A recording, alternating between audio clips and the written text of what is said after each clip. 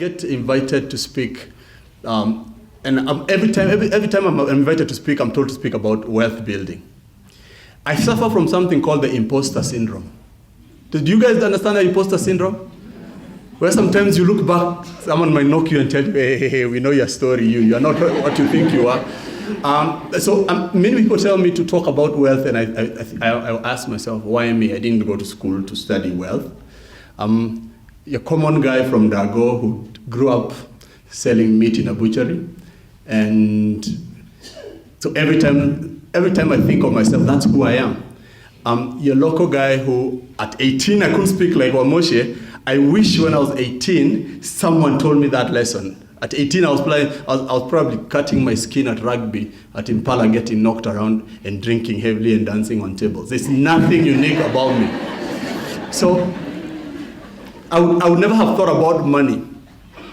I had an allowance of 200 bob from my mother, but my money used to go to Kani, like all of us. I can see some of you guys.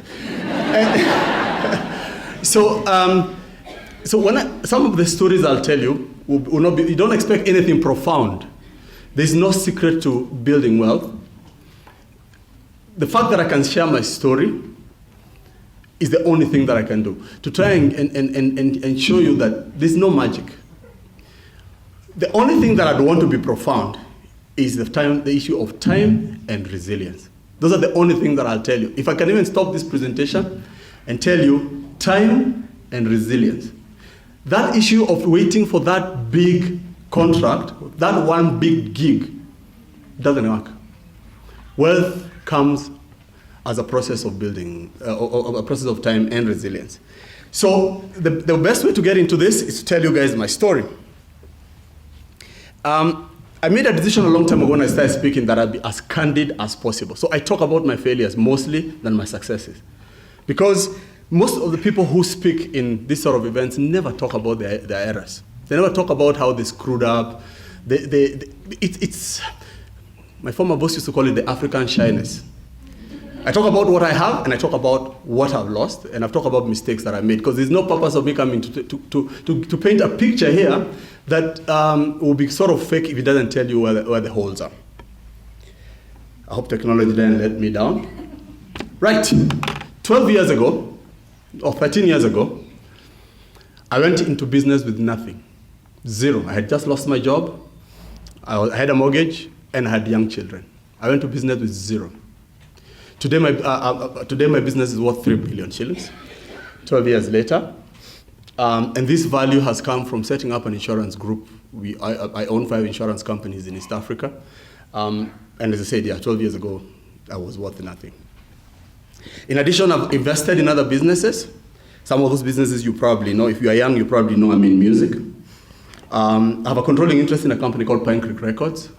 I produce local music. We've gone across borders. You probably have danced to my music if you like music. I produced people from like Nikki, Mr. Lenin, Dij. I've worked with many people. My current cash cow is a gentleman called Antonio Sol, whose album is flying off the shelves. Please buy it.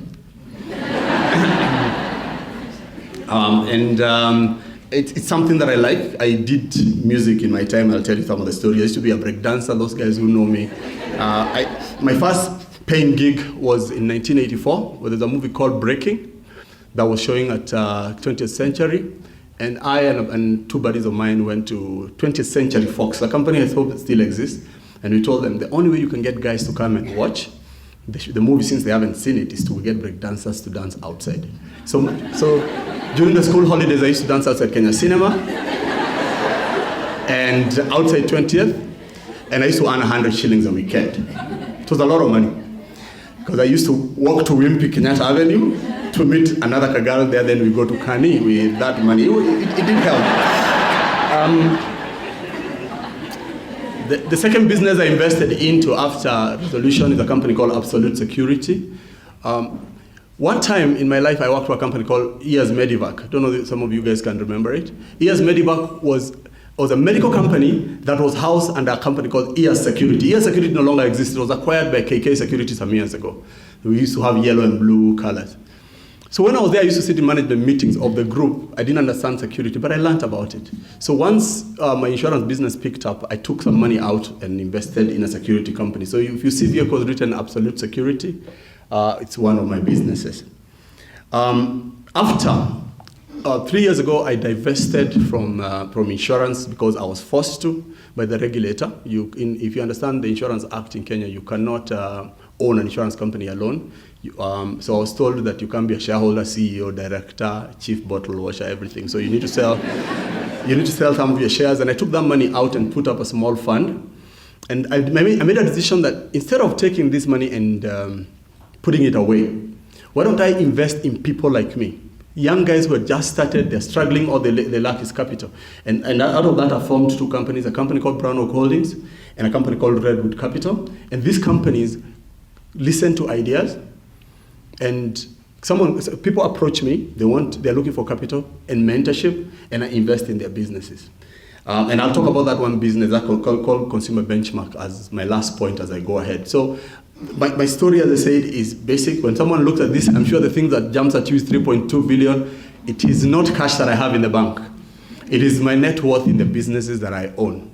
Okay, it's not. Don't go tweeting and telling people Peter Nduati is a billionaire worth 3.2 billion. No. I felt this was profound for people to try and understand, how did you build this with nothing? I started with zero. Most people who think maybe I come from a very rich family. No. My dad was a butcher. My mother is a butcher. She's still doing meat in Dagoretti. We had a slaughterhouse. We had butcheries. That's what I did in my school time. During school holidays. Since I was 12, I used to sell meat. And if I ever sold you bones, please forgive me. Right. I'm what you call a corridor investor, a corridor entrepreneur. A corridor entrepreneur is someone who starts something, makes a success of it, and uses the proceeds to invest in other businesses. I'm different from what you call a serial entrepreneur. I know most of us here are entrepreneurs in our own ways. Kenyans, is it something that we have is entrepreneurship. You find most of you guys have a side hustle. Either you have a shares in number 3, you have a kiosk, or you have a back garden where you live that you sell greens. All of us have side hustles. So Kenyans we don't lack the understanding of business. So I decided a long time ago that what I want to be and how I'll build my wealth is from entrepreneurship. There are many other ways of building wealth, and that's what I'm going to talk about. So, I just mentioned about Redwood Capital, the venture capital fund. Small, we are doing deals of between $250,000. No, the ceiling, $250,000. So I have investments, companies that have invested $700,000. That's the smallest, and the largest is $250,000. And two of those companies are in technology. One is in education, and one is in real estate. Right. My story is intertwined with resolution, and how I made it is, and the story I want to tell you, how you start a company without money is the way I planned my financing. One thing is, my girlfriend call it, I'm very cocky. I knew I was good at what I did. I was very, very good at what I did. So when I wrote my business plan, I knew it was sound.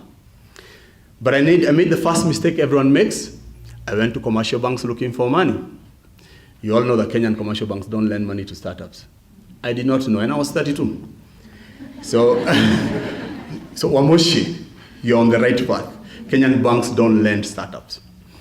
So what I did is I went to angels, and I'll talk about how I went to angels. I propagate my gospel everywhere I go. When I lost my job, one day we used to wash cars with my neighbor and just chat about business. And my neighbor asked me, "Are you still working for AAR?" I said, No, I left. What are you doing now? I want to set up a health insurance company. And we were just washing our cars on a Saturday morning with our hangings, and he asked me, "Okay, so what's your plan?" He said, I told him my biggest issue right now is the fact that I don't have capital. And I'm worried if this gig doesn't work, I'll have to go back to employment. And that conversation led to another conversation. He told me, there's someone I need to introduce you to. And the next day he called me and introduced me to someone who was in the same industry as I, and I gave them a business plan, and they made a decision to invest. But I'll talk about that going forward. So The decision to start a company without money is what I want you guys to think about, that it's possible. That there are people out there who want to finance great ideas, who are looking for people with energy and passion, and they're willing to put money into the business. So if I can offer that counsel today, I think my work will be done. So the first thing that we do when we go to look for money, it is, is to give away your business. Because an investor is giving you money, you give away your business. So the question I'll ask is, why give away your energy? Okay, you're going to work every day, many hours, and you know the folly of an entrepreneur is the amount of hours that you put in, and then you don't own it. So as you struggle to find financing, you're very, very tempted to give away your business. That was one of the issues that I was very worried about. It wasn't my idea. I had a mentor, and remember I told you that my mother was in business, so she did a bit of advising me. So I didn't realize at that time that the financing plan is the key way of how to build your business. And my net worth has come from how I structured my business. So one of the things that I did was dream. I have never stopped dreaming. Many people, including people who work for me, normally tell me, "Oh, you're so rich." And when I tell them I have hardly scratched the direction that I want to go, and I tell them I want to retire at 50, I have 5 years to go. I want to retire. If I go beyond that, maybe 2 years. Because I also feel you can't build wealth and not enjoy it. Okay? I'm not struggling to pay school fees right now. My daughter is in university because I had put a plan for it. I'm not struggling to pay a mortgage because I own my own home. But what's the purpose of me making money and then die with money in the bank? Okay? And I'll tell you guys, I'm not building wealth for my kids. They have to make their own money. They have to make their own money. My youngest daughter, when we fly anywhere in the world, she keeps complaining, "Why do you fly business class and you put me at the back?" And I told her, "You have not earned the right to fly business class." There are people who find me mean, but it's true. If I entertain her flying business class today, what will she aim to? What is it she will aim to? It's sad that I have to go to the same destination with her. If she could go to another destination, it would help. So, and these are basic lessons that you have to teach your kids. Okay? Most wealthy people produce very badly behaved children. Okay, and it's true. So there's some things you'll have to do. So that thing of, it's so unfair. Right now we are fighting about a phone. My daughter doesn't have a phone. And she keeps telling me, "Oh, I feel so bad. All my friends have phones. In class, I'm the only one." I told her, "You're unique. They will find you unique as you grow older." Because you can't tell her the lesson that when I was your age, that doesn't work. So you have to do it now. Those are some of the things you'll have to do. Sometimes you have to deny your kids things, not being mean, as a life lesson. You remember our folks were always broke. Can you remember your parents ever saying, "I have money"? Okay? That was the lesson. What we have forgotten now that we have gotten kids is that we want to show off to our children. You cannot show off to your kids. Okay? Don't show your kids that you have money. If I hear my kids telling their friends that I am rich, it bothers me. Recently, we had a boy who came to visit my son, and he stayed over. I don't know what my son thinks I am, because at one time I was a team manager of the Kenya rugby team. I just quit that recently. He believed I owned the team. So this boy was telling me, "So you own an insurance company and you own the Kenya rugby team?" I said, "Well, in a backup, I don't own the Kenya rugby team. I was a manager." So I think when they're that age, they're thinking manager is the same as the owner. Okay. So there's lessons every day. Right. I want to talk about smart financing.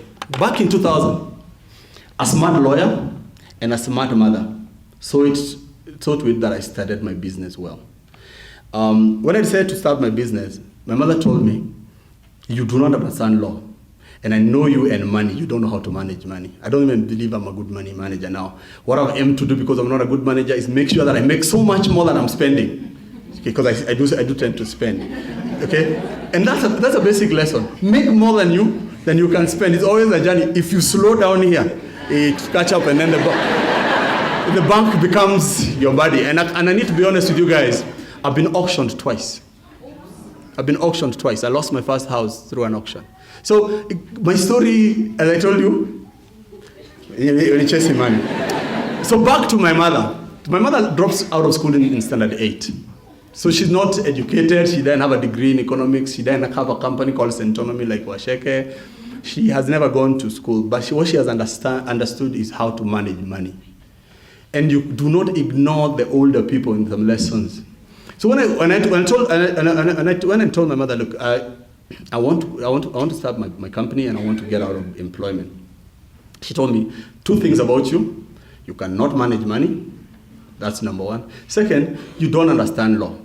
So I urge you to go and sit with a lawyer first. That is the best lesson I've ever been given in my career. So I went and got the best and brightest lawyer.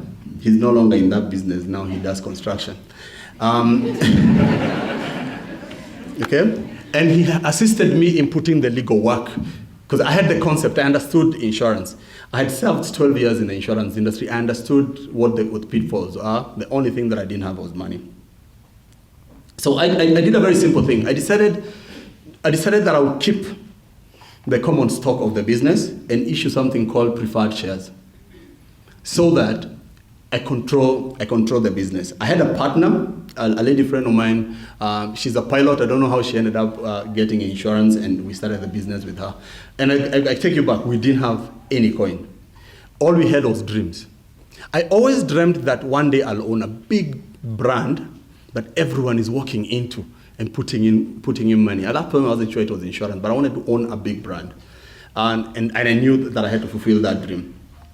So what I did is, so when the lawyer advised me, yes, split your stocks into 2. Take the common stock, the shares of the company, and own that, and issue preferred stock to investors. Please note that time there are no investors. I'm just thinking that there are people out there who are willing to put money. Okay, and that idea worked. So I decided to follow those steps as you can see there. So I issued 400,000 shares of common stock at a par value of $4,000, and I owned that. Then I authorized 1,000 shares of 5, what you call non-cumulative preferred stock at $100. And that was what I sold to the investors who came. So although they were investors, they really didn't own the business. They always knew they had preferred shares. They were the ones who would be paid first if anything was to go wrong. But I kept the ownership of the business. And I don't want to get into calculations.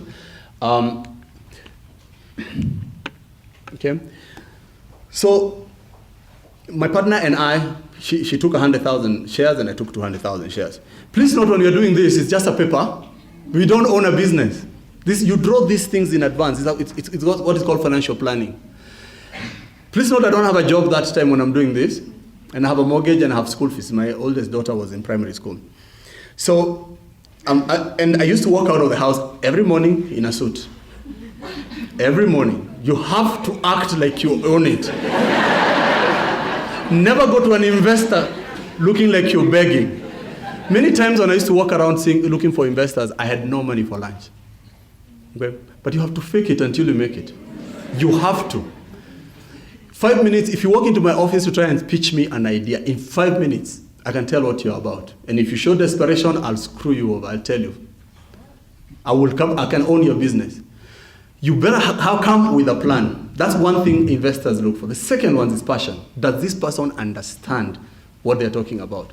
Can you answer questions about that business on the fly? How much research have you done? I had all that. So the first investor I went to see, and I'll tell you this story, told me to meet him at Norfolk.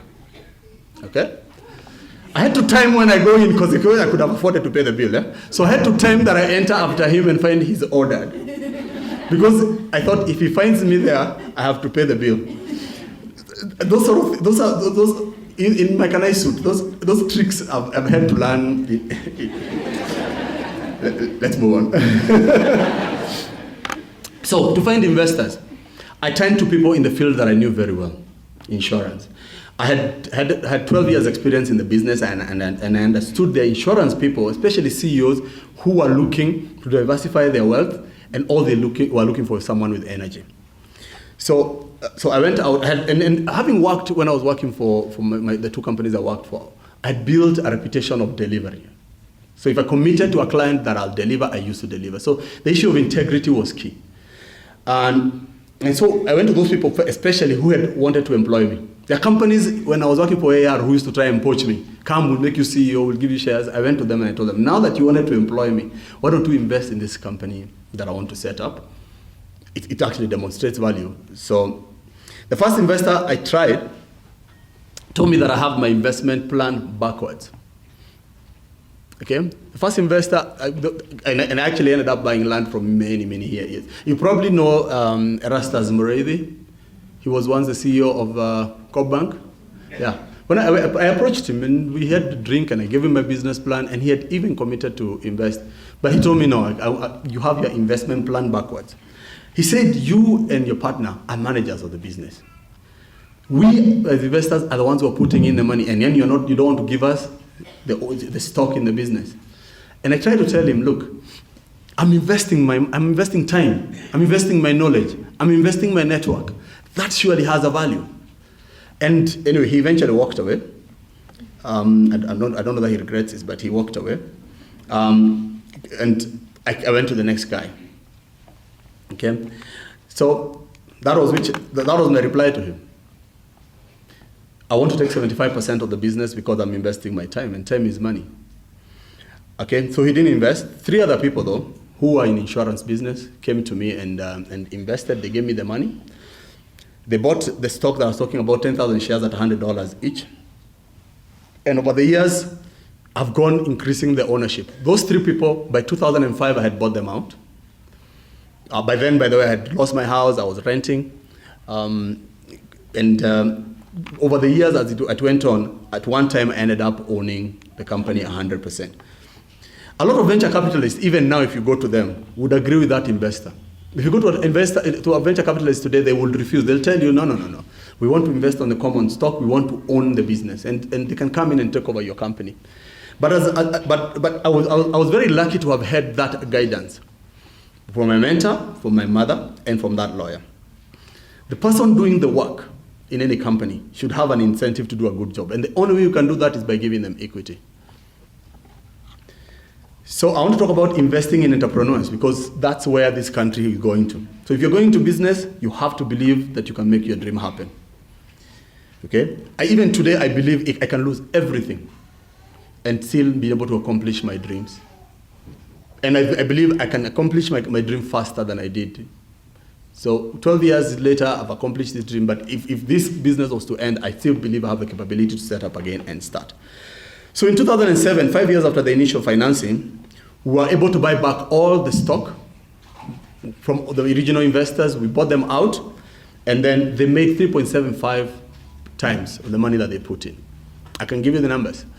The investors put in 28 million shillings. They sold at 105 million shillings. When I meet them in the streets today, they're very happy. And by the way, when we were buying them out, I still didn't have money. Mm-hmm. So 28 million, and they got 105 million. So think about it. If they had taken that money, because they were rich, if they had taken that money and put it in a bank account for 5 years, and that time they could have gotten a fixed deposit rate of 10%, they would have made 45 million shillings. So by investing in an entrepreneur, they made a bigger spread. But what is it they did? They took a risk. Risk, return. You always need about that. Entrepreneurship is about taking risks in taking that opportunity and making a return. So they made an extra 60 million just by taking that risk on me. Today, as I tell you, many times I meet them, we chat about business, they're doing other things, and they always tell people, this guy made us some money. One of them decided to hold back on some shares. And he had put in 4 million shillings in 2002. I've just bought him out in March this year for 89 million. His 4 million is 89 million shillings. And I had to buy him out because there's something I'm doing about the business, which I'll tell you next. Right. So at this time, around 2007, 2008, the company started to prosper. And then we did some stock splits, which we still continue to do today. So the wisdom of me doing the investment the way I did it has shown me that I made the right decision. I've agreed a couple of weeks ago to sell majority control of the business for $19.3 million. Because first of all, the regulator demands that I can only own up to 20%. You understand banking and insurance. I've just signed a deal to sell it for $19.3 million. And by this time, okay, each investor who put 10,000 shillings in 2002, that particular stock is now worth 24 million. That share is worth 24 million. So there are investors who are leaving. One of my investors is leaving with $6.9 million. Okay, and he has not changed. He's still the same way when he gave me that 10,000 those many years ago. It's a good investment when you invest in an entrepreneur. But you have to dream and dream big. So how do you go about creating wealth? Creating wealth is investing in the future. Okay? Right now, I'm busy investing in a new dream. Because some of you may be looking at me and thinking, okay, now that you've been paid $19.3 million, what are you going to do? That money is gone. Please don't send tax to my house. It's gone. That money is going to finance my future dream. And my future dream is I want to set up an integrated financial house. So you can come to me for insurance, you can come to me for investments, you can come to me for banking, an integrated finance house. That's my next dream. By the time I retire, I want Resolution Group to be an integrated financial house, and I want it to be in 17 countries in Africa in the next 5 years. So my dream has just barely started. So if one was to think that I'm selling out so that I can take that money and do other things, I'm putting that money back into the same business. Okay? So the last time I stood on this stage, I'd been invited to speak by Marketing Society of Kenya. A gentleman who was sitting here timed me at the door there. He said, you said you've set up a small investment fund. I want to speak to you. The guy happened to have worked for Unilever and understood manufacturing of cosmetics, something that I don't understand. And we sat down and we spoke, and he told me he's looking for someone to mentor him and someone to invest in his business. And I'm glad I took that initiative, because in December last year, I invested $100,000 into that particular business. We're projecting to do 224 million shillings by end of next year. And that's another dream. Cosmetics, everyone uses lotions, Vaselines, oils. And I know people, if someone come and give you that idea, you start saying, oh, but there's L'Oreal, there's Nice and Lovely. That market is insatiable. There's a huge, huge market. We can set 50 other companies and we'll still make money. It's the same thing as insurance. Today you might think, oh my goodness, there are 42 insurance companies in Kenya. If I start an insurance business, I'm unlikely to penetrate that market. Insurance penetration in Kenya is at 3%. We can set up another 100 companies and we still will not satisfy the market. And the value chain of insurance, from distribution, you can set up an agency, you can join an insurance company and sell products. It's huge. It is. So even when I was coming to the market, people were asking me, why are you entering that market? First of all medical insurance companies used to collapse every other day. MediPlus had just collapsed. But I told you guys I was cocky. I thought I knew it all. I thought I was better than all those guys. It's very, very tough though. So my next big thing is cosmetics, and it's a business that I'm funding right now. So what lessons can I tell you guys about entrepreneurship and how to create wealth? Number one, trust your gut. Your gut will never lie to you. If you think you're right, go ahead. If you think you're wrong, don't do it. Trust your gut. And there's no secret about that. We all have that gut feeling that tells you know that something will work or will not work. That's my lesson number one. Listen to it. It will help you in building your fortune. You're better off sticking to what you know. I remember in the 1990s, if someone tells you, I'm going to Dubai, you know the next thing, 2 weeks later, he'll be going to Mombasa to clear a vehicle. That's how it used to be. And everyone went into that market. You're employed, you take a loan, go to Dubai, bring a vehicle to come and sell. And a lot of people lost their money. It's the same thing that happened recently, quail eggs. How many people have lost money? You do not understand how to bring out those birds. Hell, I can't even identify quail if I looked at it. But everyone wanted to enter into that market. We've gone through that. And that's how we're very gullible as Kenyans. Pyramid schemes came this way. Guys clean you out. Please invest in what you know. And let me tell you a short story. In 1999, I set up a hairdressing salon. It came from another dream. If you think about 1995 when KTN was starting, those presenters never used to look good. So I thought, what if I set up a company to spruce up these guys, dress them, do their hair, do their makeup and all that. And I approached Nation at that time. They had started a TV station and they gave me a contract. And I went and looked for beauticians, and with my small salary from AR, so I used to give them money, they go and do that. Then I realized I need to set up a firm. So I went to Lavington and rented a house, and I put up a place where, so those presenters used to come there, their makeup is done with my beauticians, and then they go to Nation to work. It was a very good idea at that point. But I had to depend on people who knew that industry. What do a poor guy from Dago know about hair and makeup and stuff like that? So I used to be screwed by those guys. They used they used to con me. So I decided, because those beauticians are still there during the day and we don't need to do that makeup, why don't I set up a hairdressing salon so that customers can come? I branded it as spa, but really it wasn't a spa. I lost everything, and I was left with those washers and dryers. Okay. That's the first lesson. Don't invest in something if you don't understand it. I didn't understand it. Even up to now, I don't understand it. That's lesson number one. Invest in what you know. I succeeded in insurance because I knew it. I don't think anything will surprise me in insurance today, because I'm able to anticipate the changes that are going to happen because of my experience. So this gives you an advantage over someone who doesn't know anything. Lesson number three. Sometimes your best investments are the ones you don't make. I am so glad I've turned away so many things that people come to me. Yeah. There are people who will always come to you with ideas that will make you triple money, 3-4 times money. I go back to lesson number one. My gut tells me it's not right. I do not do it. I've lost friends who tells me, oh, you refuse to support my idea. 3 years later we meet and I tell them, but your idea didn't work. Okay? Make sure that you can walk away. Don't feel shy of walking away from something that looks good if your gut tells you it's not right. Guard your reputation. It's all you've got. If I had spent my time in the insurance industry, not producing, being a person of, there's a lot of corruption in the insurance business, giving away kickbacks and all that, doing unethical things, people would never have invested in me.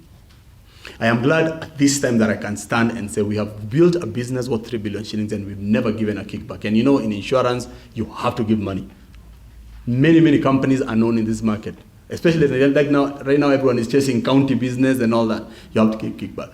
Do things ethically and you will succeed. I don't worry at night that someone will come and look for me that we did a shady deal. Okay? The other thing that I do and people criticize, I don't do business in bars. I don't do golf.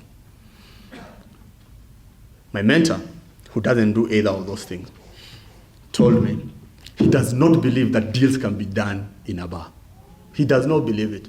A guy tells me, let's meet and have a drink and talk about this deal. I tell him, no. Come to my office, or let me come to yours, and let's do this deal.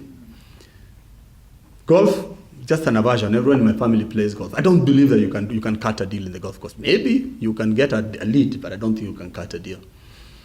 So those are some of my lessons. Maybe you don't agree with them, but that's my lesson. So, reputation. You've heard this thing that Warren Buffett said. It's commonly quoted. It takes 20 years to build a reputation and 5 minutes to ruin it. Okay? If you think about that, you'll always do things differently. Okay? When the things that I used to do when I was 25 playing rugby for Impala, I can't do them now. Because some of you guys will start thinking, and that's my insurer, right? So sometimes, like for example, I love to have dreads and wear shorts to work. Looks nice, but I can't do it. But when I'm in my 50s, you guys will see me. Okay? Because at that time, I probably wouldn't need your money. Okay? So everyone has a reputation to protect, and in business, it's very key. Banks, actually, if you are in risk in banking, they look more at your reputation more than other risks. So build your reputation. It's very important. People will choose to do business with you or without you based on your reputation. So build a solid reputation. Life is greater school than any university ever will be. All education gives you, academic gives you, is a foundation. Yeah. If you come to me and tell me you have an MBA and say you're better than me because I don't have, I'll tell you, let me tell you, the school of hard knocks is what you call street smart. Okay? Street smart. Many of the investors who come, and then I've had 2 rounds of investment, who have come and invested in me, have a lot of money. I mean, these guys are dropping figures. The guy who's bought my shares is worth $400 million. And every time he's speaking, he drops numbers like those. Okay? But why isn't he investing in himself? Because he didn't have the local knowledge, he didn't have my networks, he didn't have my street smarts. Sometimes he asks me, your business has been very thin on capital since you began. How have you done it? And I tell him, street smarts. You have to be able to go to the trenches, right? To be able to trenches. And it takes a bit of smartness that school can never teach you, right? So when you see your boss pushing you, he probably has a boss on top who's pushing him. Please understand that. Aim to be above him so you can push the guys below you. Okay? When the going gets tough, it's a cliche, but it's really, really applicable. The people who last are the people who are most resilient. Even wealthy people, when they have hard times, stick it out during that hard time. Because that's the resilience that I'm talking about. Every business has had its lean times. Over the years, in resolution, especially in the first 5 years, we were almost closing. Every day you're waking up, you're almost closing. I can tell you stories of how I used to go knock the door of the bank to put in a check so that the checks that are coming don't bounce. Okay? And I can tell you my senior managers who are still with me, who left AR with me, they can tell you stories of times I couldn't afford to pay them. I used to call them to my office and tell them, guys, let's pay the juniors first, right? And I'll pay you guys. And there are times we went 2 months. What I sold to those guys was my vision and my dream. And I told them, guys, we are going to be rich one day. Let's just stick this thing out. I'm not sure they believe me now, because some of them may be thinking, you made money, but you haven't. What I've done in this deal is make sure that my management has gotten shares when I was selling, to make sure that they are protected. 2 years ago, we were approached by one of the Kenya's largest insurance companies to purchase Resolution Insurance, and I refused to sell for the fact that they were going to kill my brand and then get rid of my managers. That was key. These guys took a sacrifice to quit employment and come and work with me. So one of the things, if I've inculcated on them is stick it out. I keep reminding them even now. The fact that we are worth $3 billion doesn't mean we don't have problems. Oh, we still have serious issues. I've had to have good bankers sometimes to have good relationship with them. Sometimes, even up to today, I have to go and meet CEOs of hospitals to tell them, hey, things are tight. Instead of paying you 30 days, I pay you over 45 days. All businesses go through a rough time. So stick it out. Don't go in when things get tough, you quit and try and do something else. Passion. This is a main driver. If there's any lesson you learn today, you have to be passionate at what you do. Because when things are tough, it has to be your passion that drives you. Okay? So you will always succeed if you build your wealth on your passion. We work long hours. We work very, very hard. This has been a very tough week for me. I've been getting home very late. And it's because of the passion that is driving me. That every day, the things that I want to achieve, and I have to put in that particular energy. So find your passion and build your wealth. Okay? Many, many years ago, in 1986, I used to pretend to play the saxophone. And I wanted to be a musician. So I went to my folks and I told them I don't want to go to uni because I want to be a musician. And my mother told me, musicians smoke bangi and hang out at night. There is no way you're going to business school. I'm glad that I did go to business school. But many, many years later, in 2005, I went back to music. Nobody who ever used to make money from music, but when I was entering into it. Right now, we have stars. We have people who are living on music because they follow their passion. And I make money from music. I can tell you, my record label makes money. And today I laugh at my mother. I keep telling her, I told you that I can make money from music. And she laughs. She says, but aren't you glad you went to university? Because probably the reason why it succeeded is because you can do some of those things that you're doing. And to set up your music business, it came from insurance. So follow your passion. Then, it's simple. Expect gains and losses. When I lost my house, I thought my life was finished. Okay. I lost my house and eventually lost my life. So those things are all intertwined with the decisions that I made. But there was one time I thought in 2004, because I woke up one morning and a company called Strategies Health, I don't know if you can remember them, collapsed. And I saw news. Another medical insurer collapses, and I knew I'm next. At that time, we owed hospital money, we were young, and we didn't have any money. The next day when I went to the office, I had gotten calls from the top 8 hospitals. Pay us everything you owe us today. Okay? The only asset I had was my house, which I was paying a mortgage. And that house is what saved my business. There's a guy who I always liked that house, the work I had done on it. And I went to him and I told him, it's time you bought it. But if you want to buy it, you have to buy it today. Okay? We went to Barclays, his bank, and he got me that commitment that day. He was wealthy. And I used that money to pay Aga Khan, Gertrude, and all those guys, and I rented that house for a while. I was a tenant for a while. I didn't tell my wife and I didn't tell my family that I was renting in my own home. Okay. Eventually, I pass by that house once in a while and I feel something. But lesson, it's not on this board. Do not have a relationship with an inanimate object. Usikufe na nyumba na gari. Okay? Don't have, the guys who die with these things, you leave them here. Don't have a relationship with them. So that house is gone. I can buy it now if I wanted to. Okay? That saved my business. So don't expect that things go smooth all the time. Expect losses sometimes. Okay? And that's life. Okay? As long as you have your brain, you can lose everything and start again. Lose your ego. It's a lesson I tell everyone, even you go into business. Leave your ego at the door.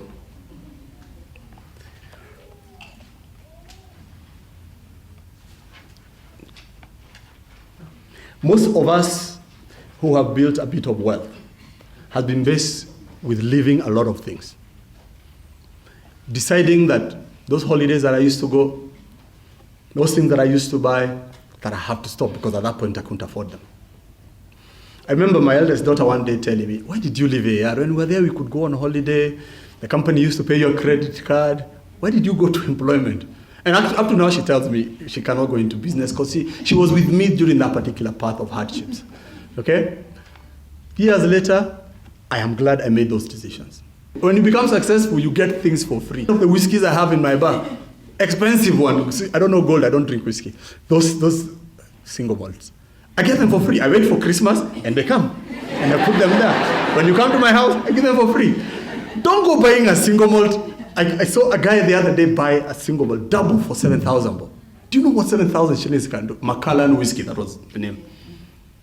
This guy is employed. I probably can afford that Macallan, and he paid for it. Those things are what are detrimental to your business, and don't make your business your wallet. Separate your money from the business and what you earn. So I was running a business, but I couldn't afford to buy those things.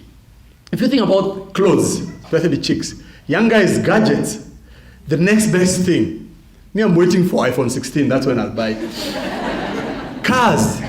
I've always bought second-hand cars. Okay? It's not that I can't afford new cars.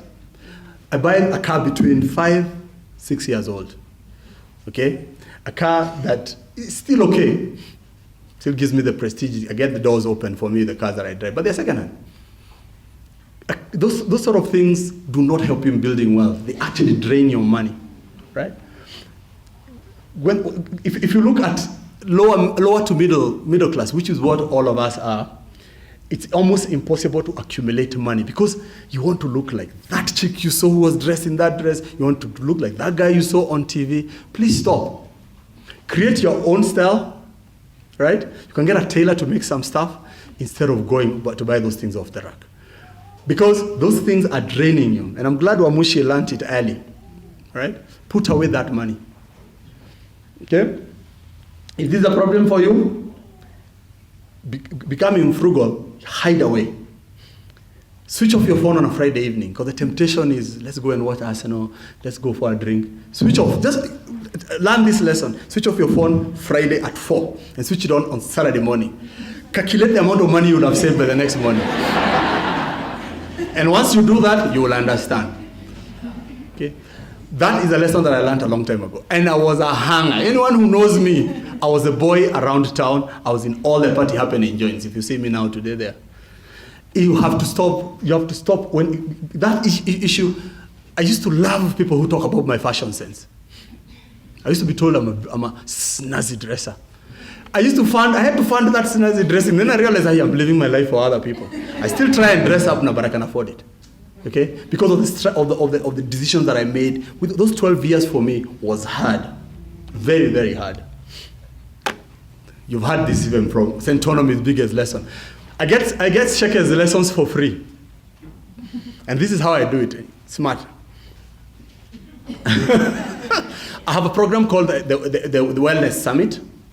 Wellness Summit, where we do financial health, we do spiritual health, physical health, mental health. We do that every month, and I bring in people together. And Sheke is the faculty. She comes and speaks about money. So I sit there and I listen to her lessons for free. Smart. So I spoke about get-rich-quick schemes. Everyone is looking for that big deal. Okay? And then you rush to gamble. And I'm not necessarily saying going to the casino, but trying to gamble to make money. Quick deal. The only way to do that is to invest on a regular manner. Okay? Wealth is built on a steady pace. Don't try to live my life now if you're 32. It's impossible. Unless you've stolen that money, it's impossible. I'm 45 years old, and I still look at Chris Kruby and say, wow. Did you read Business Daily? Have you guys heard the cold deal he's done? Oh, that nigga, man. You know? A lesson that I give every time. If Chris Kruby woke up with my wealth today, he probably would kill himself. He'd consider himself very poor. If Oprah woke up with Chris Kruby's wealth, she'd probably kill herself. There'll always be people doing better than you. Don't live your life like other people, right? Don't start thinking, I'll follow this guy's path because he's made his money. Wealth comes steady. It's always clear that in your 20s, you identify your career. In your 30s, you slog. Okay? In your 40s, you start building wealth. In your 50s and 60s, you start enjoying your wealth. That's a simple lesson. If you're thinking that Range Rover Vogue, you will drive it in your 30s, it's owned by NIC Bank. It is not yours. You're paying the bank. Do you think in 20 years there'll be better cars? If you're strong, you will still own those cars. Don't aim to make that wealth like that. You can become a governor. But even then, you still have to invest something, okay? Because I think those guys are swimming in chums. So it's regular. You have to put away money. You have to be frugal to be able, small amount of money, to make money. Believe wealth is possible. And that's one of the biggest issues. Open your brain and don't look at yourself and start saying, oh, if I stood and decided because I grew up in Dago and my parents were butchers and I didn't go to Changes and I didn't go to Nairobi Uni, that I'll never make money, I'd have been stuck in that mindset. Open your mindset and believe you can be wealthy. Wealth is possible for anybody. People who work for me, I want them to leave my business, to go and build wealth. Because when they start companies and they employ people, I'll insure them. You know, it's symbiotic. Believe wealth is possible. And wealth is not one single path to wealth. There are very, very many paths. Think about it. If you put away 20,000 shillings a month for 30 years, and if you believe in the Nairobi Stock Exchange like I do, it's been giving you an annual return of 15% the last 20 years. You would have a cool 136 million shillings in assets. 20,000 more in 30 years. Now 30 years sounds like a long time, right? If I told you I've worked for 25 years, 30 years is a very short time. Okay, break it down to 20, you'll still be around 80 million shillings. But picture yourself in 30 years. Wouldn't it be nice to have $1.5 million sitting somewhere? Okay? And I decided to use dollars in this particular scenario. You would not regret having done that. Okay? Start putting away. Can a lot of us afford 20 Gs? We can. If you're frugal, you can afford 20,000. Buy stocks. I'm wishing you're on the right one. Tell your mom you're thinking right. Put away 20,000 a month and put in the Nairobi Stock Exchange. And you don't have to be smart, by the way. I don't consider myself a smart trader. You just need to look at the history of some of the stocks. The top stocks keep accumulating. Let me ask you guys, is it rocket science that EABL will keep doing well? You guys are making them do well. Put the money in their stock. Okay? Is it rocket science that the banking counters in Kenya will continue doing well? We put our money there and they earn serious fees and commissions.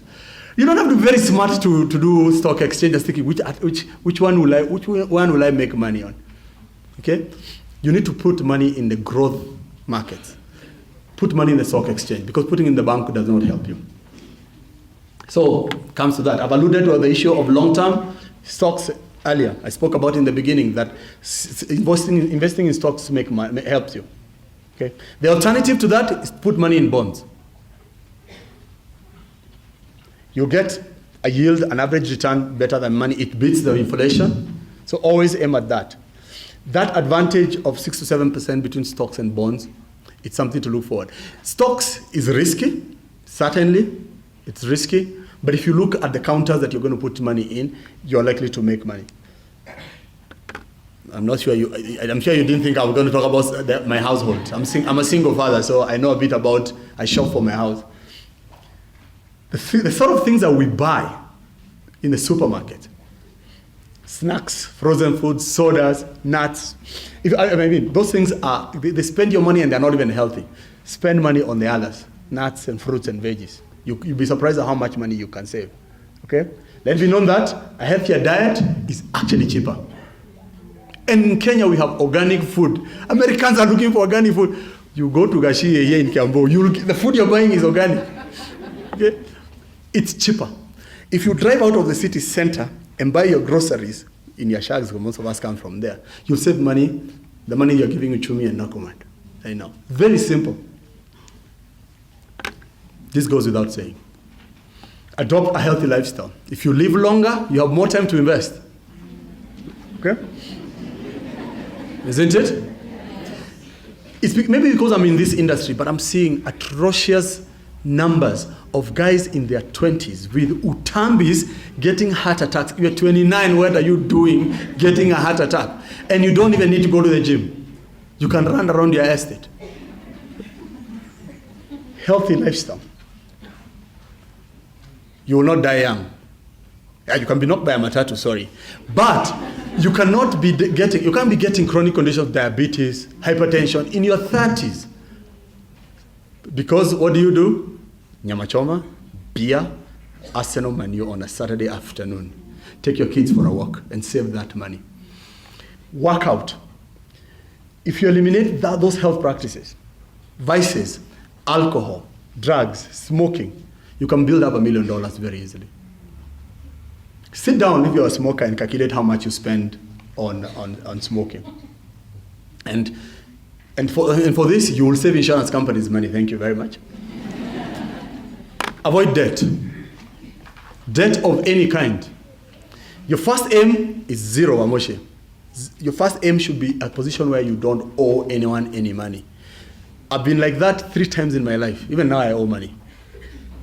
3 times in my life. There's a time in 2009, January, I owed no one any money. I had paid off all my debts. I got back into debt for investment reasons. I found opportunities where I need to borrow because our businesses were going to make more money. Okay? I only borrow that way. I know these days it's almost impossible, especially if you travel, not to have a credit card. So I do have a credit card, but I pay it 100% every month. I use my credit card as a debit card. Banks are very smart. They tell you, pay 20% and you can roll over. Calculate how much interest you're paying them. Okay? That 20% on interest on your credit card, you can put that money into investment. The prudent way is pay off your debts. Aim to pay off your debts. Then begin saving. Savings in Kenya don't give you as much return as much interest you're paying. So instead of starting to save, pay off your debts first. Okay? And debt should never be taken for consuming purposes. Do you know these days they're lending you money for holidays? Don't borrow money for holiday. Why would you be borrowing money? You come back from holiday to pay a debt for consumption. Do you need to go for that holiday this year? The best holiday is to go shags. I don't have shags to go though. Go shags, spend time with your grandmother. It's the cheapest way. Okay? And you eat what they are eating. Okay? Don't accumulate debt in a way to please the Joneses. Pay off your debt before you start investing. And if you're starting investing today, avoid debt entirely. Okay? Rent and save. I'm going to say two contradictory things today about home ownership and renting. In the beginning, I suggest my home. If you are renting, you call the landlord or the caretaker and tell them, come and fix this thing, isn't it? In the beginning, I urge you to rent and save, especially if you are young. Then, own a house after that. Use the savings that you put away to help you own a house. I normally encourage people not to buy built-up homes, but to buy land and build. Certainly, in the beginning, you'll end up living in an area you don't like, isn't it? If you want to build currently, and if your idea is to live in Muthaiga or Karen or Runda, you cannot afford that land. So initially, you have to start in a place where you're not very comfortable. But then you'll take off the equity on that property and use it to buy that land in those particular places. In my 20s, I probably would have loved to live in Karen. There's no way I could have afforded to live there. Now I live in Karen, and I don't have a loan on the home. It takes time to get there. Rent and save, then buy a home.